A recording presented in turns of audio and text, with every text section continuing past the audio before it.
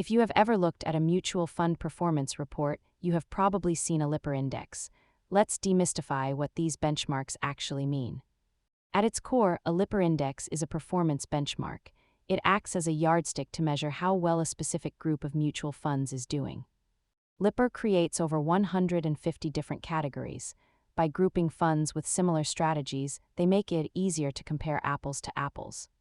These indexes look at the average return of all funds within a specific category, including both price growth and reinvested dividends. It is important to note the difference.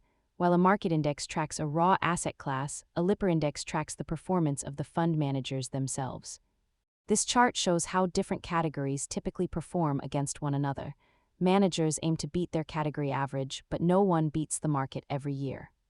Always remember that a benchmark is only useful if you are comparing your investment to its true peers. Context is everything in finance.